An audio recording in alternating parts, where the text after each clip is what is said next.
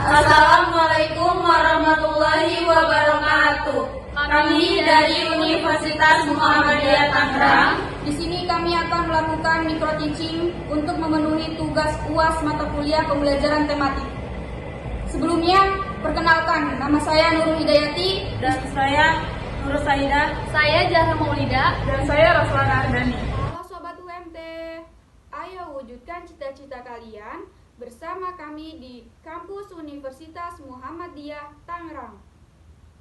Pada saat ini, UMT sedang membuka penerimaan mahasiswa baru. Di kampus UMT juga banyak berbagai macam fakultas. Ada yang mau tahu tidak? Apa saja fakultas yang ada di Universitas Muhammadiyah Tangerang? Yuk simak. Di sini kami akan menyebutkan satu persatu fakultas yang ada di Universitas Muhammadiyah Tangerang. Yang pertama ada Fakultas Ekonomi dan Bisnis, yang kedua ada Fakultas Agama Islam, yang ketiga ada Fakultas Kesehatan, yang keempat ada Fakultas Keguruan dan Ilmu Pendidikan, yang kelima ada Fakultas Teknik, yang keenam ada Fakultas Hukum, yang ketujuh ada Fakultas Ilmu Sosial dan Politik, yang kedelapan ada Fakultas Pariwisata dan Industri Kreatif. Assalamualaikum warahmatullahi wabarakatuh. Waalaikumsalam warahmatullahi wabarakatuh, Ibu. Selamat pagi anak-anak. Selamat pagi, Bu. Bagaimana nih kabar kalian hari ini? Baik, Bu. Ibu baik nggak, Bu? Alhamdulillah saya baik. Kalian pagi ini udah sarapan belum? Sudah, Bu. Oke, kalau sudah, sekarang kita baca doa dulu ya. Iya, Bu. Siapa nih ketua kelasnya yang mau mimpin? Zahra, Bu. Oke, Zahra, berdiri ya. Pimpin doanya. Ayo teman-teman, sebelum belajar dimulai, kita berdoa terlebih dahulu. Berdoa dimulai.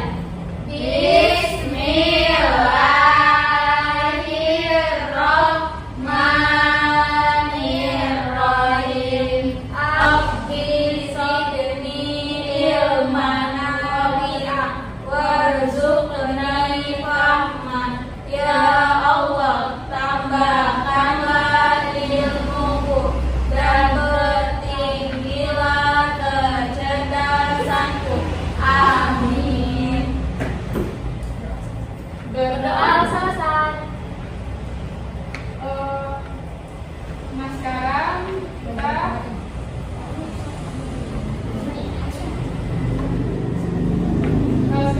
kita absen dulu ya. Baik, Bu. Presiden Kak Fikri, Hadir, Bu. Nurul Saida, Hadir, Bu. Nurul Hidayati, Hadir, Bu.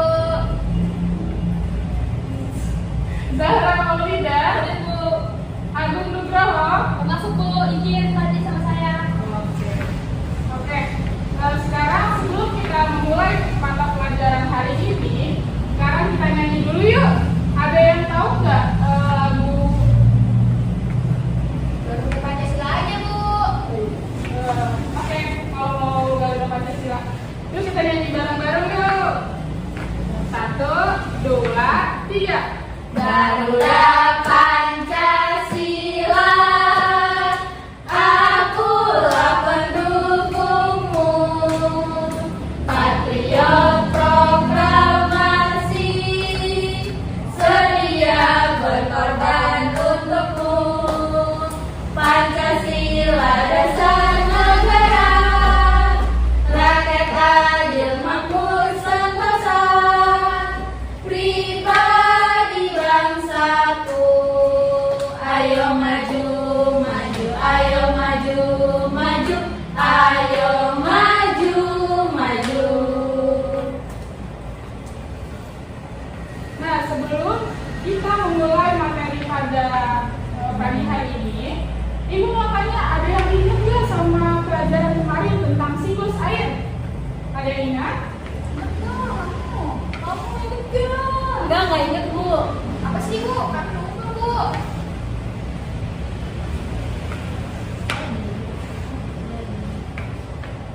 Jadi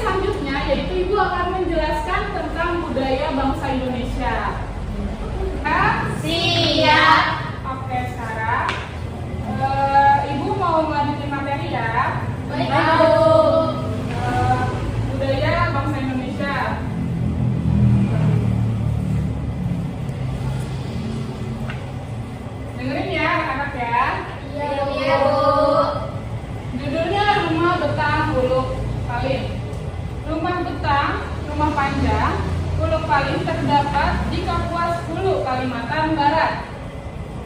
Rumah betang ini berukuran sepanjang 268 meter, tingginya 5 sampai 6 meter, dan memiliki 53 bilik rumah.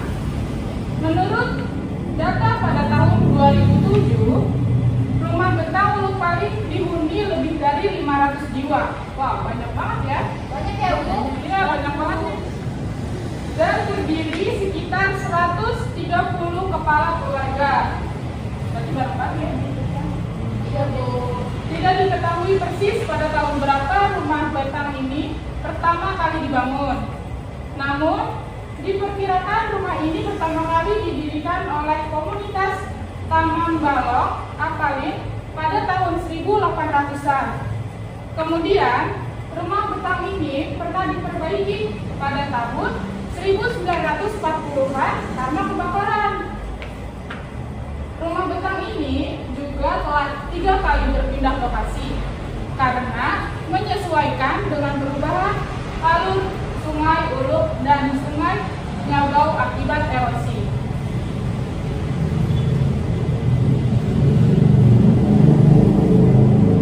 Dalam tradisi Dayak, rumah betang dan hutan adalah pusat sekaligus bagian terpenting semesta kehidupan. Seperti jika kita mengucapkan kata pulang atau kampung atau rumah, rumah betanglah yang diingat oleh masyarakat Dayak. Bagi mereka, rumah betang juga merupakan pemersatu. Di sanalah mereka berkerabat dan bertradisi. Di rumah betanglah tradisi Dayak terpelihara. Namun, pada Sabtu 13 September 2014 malam, rumah betang Ulu Paling terbakar. Tidak ada yang tersisa dari rumah betang yang terpanjang dan tertua di Santero, Kalimantan itu. Masyarakat bersedih karena kehilangan tempat tinggal. Lebih dari itu, masyarakat Kalimantan bersedih karena rumah betang Ulu Paling merupakan cagar budaya yang sangat penting. Nah, sekarang Ibu mau kalian baca ulang apa yang Ibu baca tadi. Ada yang mau baca? Saya, Bu. Oke, Nurul. Adik, kamu baca ya. Baik, Bu. Ibu dengerin Ini ya, Bu. Iya. Rumah betang Ulu Paling. Rumah betang Sambil berdiri, Kore. Baik, Bu. Rumah betang Ulu Paling. Rumah betang atau rumah panjang Ulu Paling terletak di Kapuas Hulu, Kalimantan Barat. Rumah betang ini berukuran panjang 268 meter, tingginya itu 5 sampai 6 meter, dan memiliki 53 bilik rumah.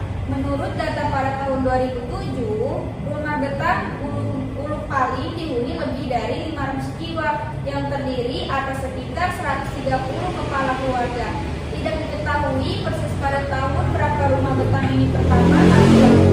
Namun diperkirakan rumah ini pertama kali didirikan oleh komunitas Taman Balok Apalin pada tahun 1800-an.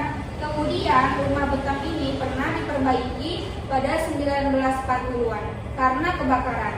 Rumah betang ini juga telah 3 kali berpindah lokasi karena menyesuaikan dengan perubahan alur Sungai Uluk dan Sungai Nyabau akibat erosi. Nanti yang bersih. Oke, Bu. Mana tadi? Ini Tiara. Paragraf. Dalam tradisi Dayak, rumah betang dan hutan adalah pusat sekaligus bagian seperti semesta kehidupan. Seperti jika kita menggunakan kata kampung, pulang, atau rumah, rumah betanglah yang diingat oleh masyarakat Dayak. Bagi mereka, rumah betang juga merupakan pemersatu. Di sanalah mereka berkerabat dan bertradisi.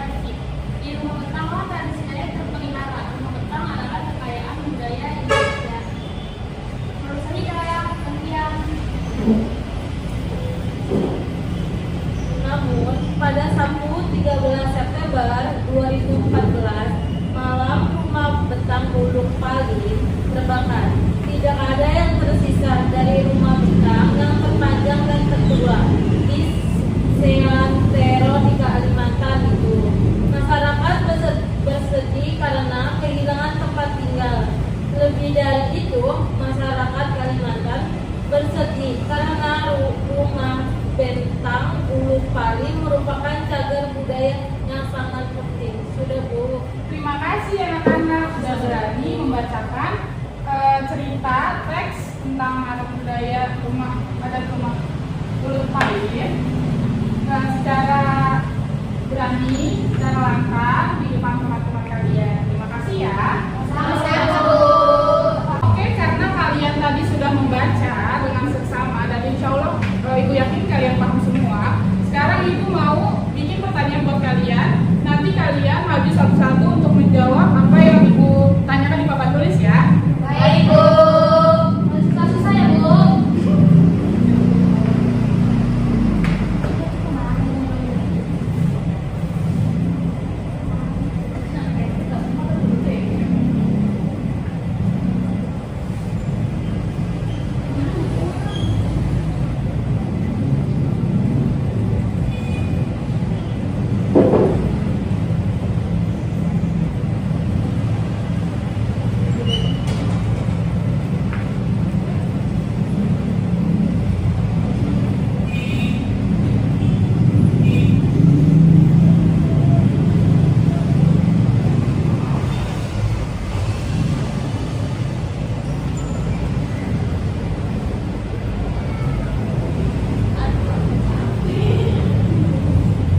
Aku capek nggak?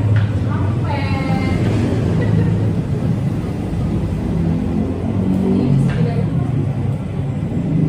Dia itu matiin aja dulu.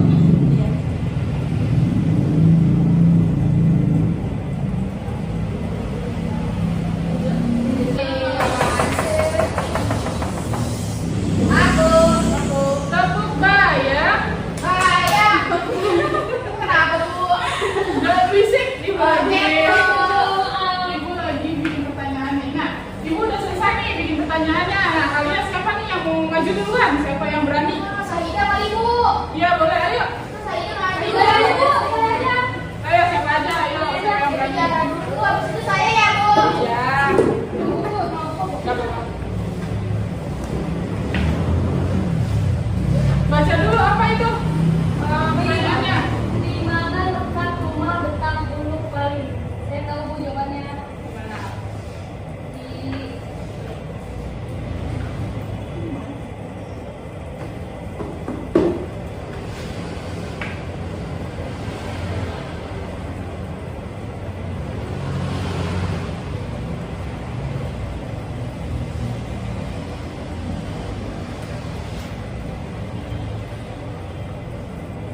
benar nggak, Bu? Gimana teman-teman? Jawabannya benar nggak nih? Benar, Bu. Boleh, tepuk tangan. Terima kasih, Zara. Lanjut lagi, siapa yang mau? Saya, Bu.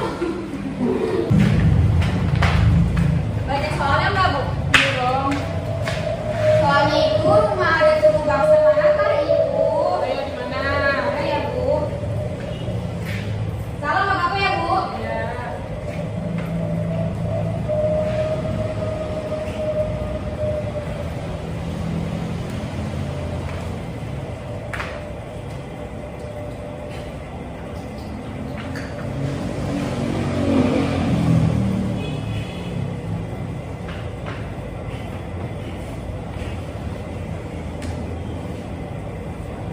Udah, Bu, jawabannya rumah betang merupakan rumah adat suku Dayak. Bener nggak? Benar, Bu. Sama-sama, Ibu. Nah, selanjutnya nih yang terakhir siapa yang mau? Ayo, Siapa yang berani? Saya Saida, Bu. Saya Saida. Oke, kamu. Mana Saida? Nih. Baca dulu ya pertanyaannya.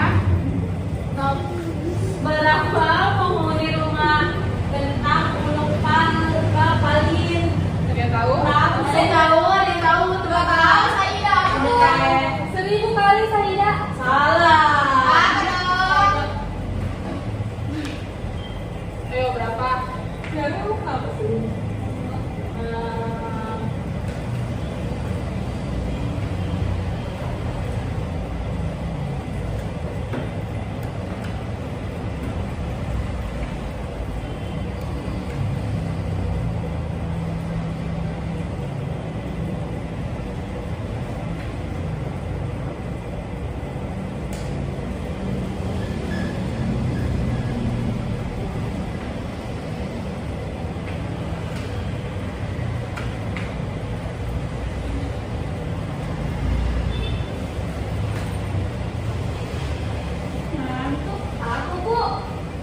Dan hidung ya. Padahal. Iya, Bu.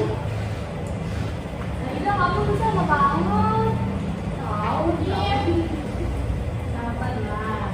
Dokter jawabannya. Ini teman-teman jawaban. Apa itu jawabannya?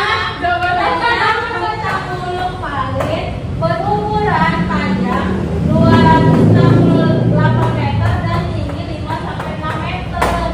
Itu kira-kira jawaban jawabannya. dari Sahida bener gak? Benar, Bu. Coba baca. Berapa penghuni rumah betang huruf paling? Jawaban dulu. Betang huruf paling berukuran panjang 258. Kan yang ditanya penghuninya. Gak apa-apa ya, kan belajar ya, kita belajar sama-sama. Siapa yang berani untuk menentukan jawabannya Sahida? Jangan kali, Bu. Ada yang dulu nih. Kamu enak banget sih.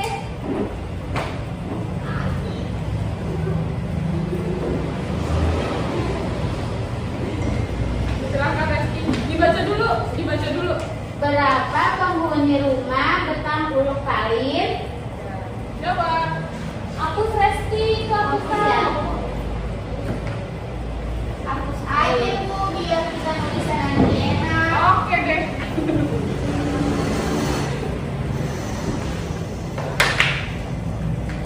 Bener ya jawabannya.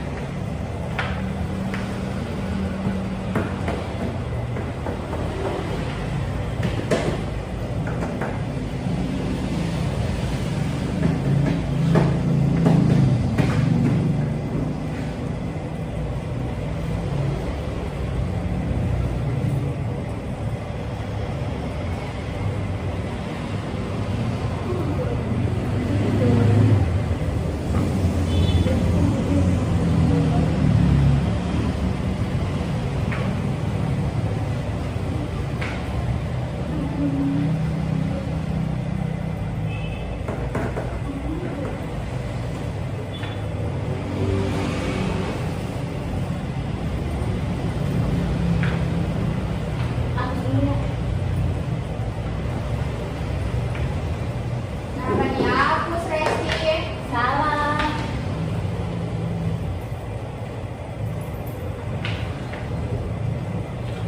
Capek Bu. Iya nih saya kenal. Sehingga kamu. Masuk.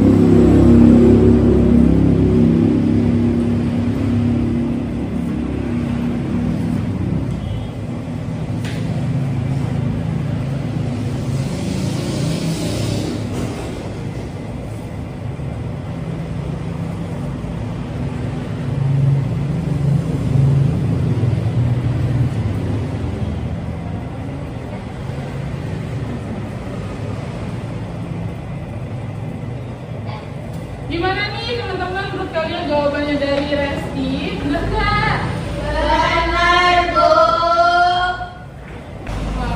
Oke baik anak-anak, sekarang kita lanjut ke keragaman budaya bangsa di wilayah Indonesia. Nah, kekayaan bangsa Indonesia ini beragam, banyak banget.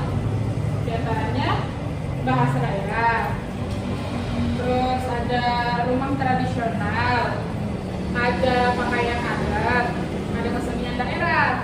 Nah, bahasa daerah itu misalnya bahasa Indonesia saya.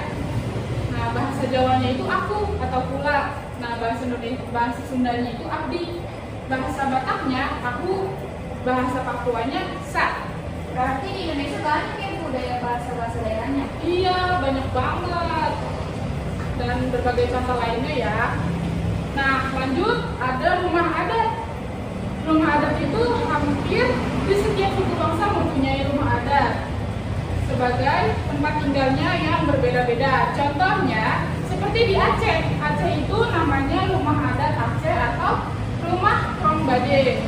Nah, terus ada di Sumatera Utara namanya rumah Balai Batak Toba dan rumah Balon. Bu, mau nanya, Ya. rumah gadang dari mana, Bu? Dari mana yo? Rumah gadang ada yang tahu? Rumah gadang itu di mana sih? Dari mana? Lebih tepatnya Sumatera Barat ya. Ya, Bu. Oke, lanjut. Kita ke pakaian adat.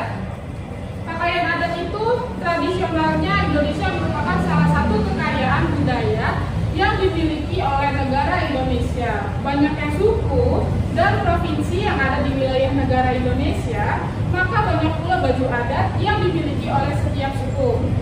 Nah, seperti contoh pakaian adat dari Jawa Barat, ada yang tahu? Ada yang tahu? Nah, pakaian adat dari Jawa Barat yaitu kebaya. Pernah kalian pakai kebaya? Pernah, Bu. Biasanya kalau pakai kebaya itu di hari apa sih? Hari ini, Bu. Iya, pinter.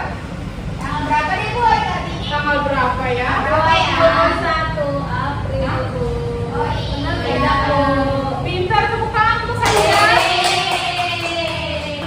Ya. Nah, lalu ada kesenian daerah. Kesenian daerah di wilayah Indonesia sangat beragam. Setiap suku bangsa memiliki kesenian khas terdiri atas tari-tarian atau lagu-lagu daerah. Contohnya seperti apa namanya? Kesenian daerah Banten, ada yang tahu? Apa ya? Oke, kesenian dari daerah Banten yaitu tari merak dan tari cokek. Oh, yang ada musiknya ini ya, Bu, ya? Oke. Tari saman itu dari mana, Bu? Tari sama dari daerah mana? Ya? Aceh. Iya, salam untuk semua.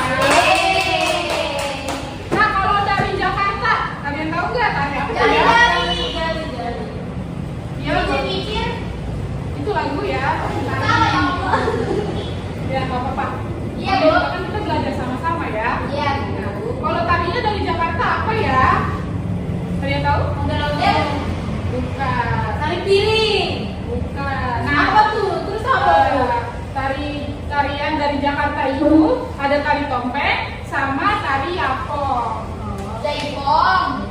Yapong apa Oh, ya? yapong. Nah, materi selanjutnya yaitu kita akan menerapkan jenis usaha dan mengolah sumber daya alam.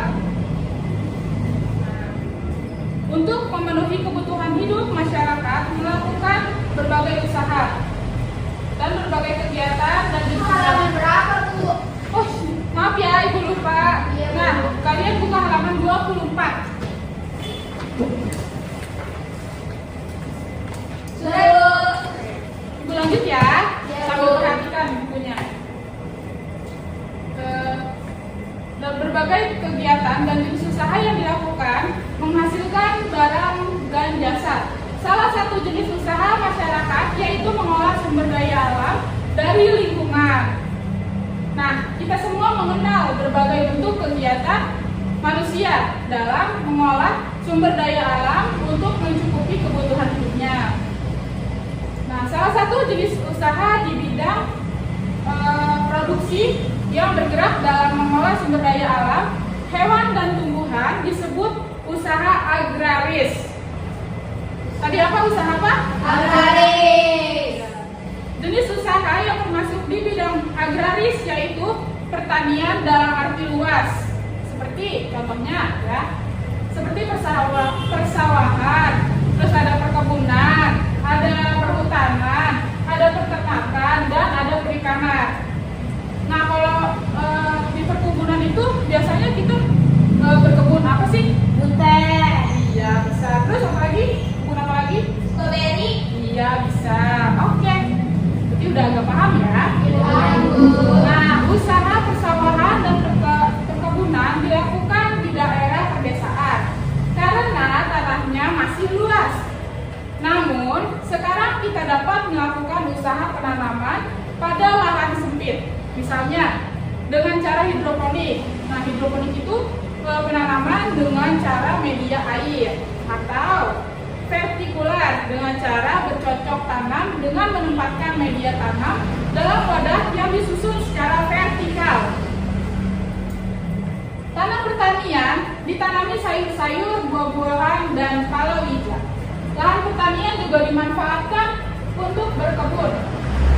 Tanaman kebunan diantaranya yaitu yang seperti tadi, yaitu cengkeh, teh, karet, coklat, dan kopi. Nah, usaha di bidang peternakan membutuhkan lahan yang sangat luas. Hewan-hewan yang diternakan antara lain sapi, kambing, terus apa lagi? Ada yang tahu? Kucing masuk nggak, Bu? Wah ya. Terus apa lagi? Ada Bebek, kambing. Iya, bebek, kambing, apa lagi? Ikan. Nah, selain itu ada juga peternakan ulat sutra. Apa Bu? Ulat sutra. Ulat. Iya. Seperti ini gambarnya. Ulat sutra. Ya. Nah, kelompok ulat sutra itu dapat menghasilkan serat bahan baku kain sutra. Yang misalkan kayak buat bikin baju atau lain sebagainya. Dan kegiatan pertanian lainnya adalah perikanan. Usaha di bidang perikanan dapat dilakukan di daerah pantai atau bendungan atau waduk.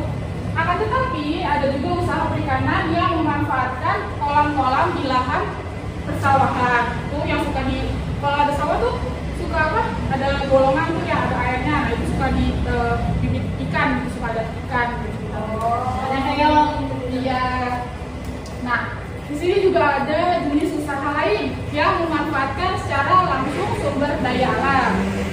Jenis usaha ini disebut dengan bidang usaha ekstraktif. Dalam bidang usaha ekstraktif ini, kita hanya mengambil sumber daya alam tanpa harus mengolahnya terlebih dahulu.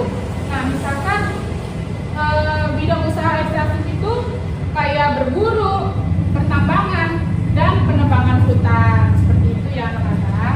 Pakai tenaga ya, Bu? Berarti. Iya, pakai tenaga. Oke, dibantu sama alat-alat berat juga kalau misalnya anak-anak ya. Oke, karena materi pada hari ini sudah selesai ya.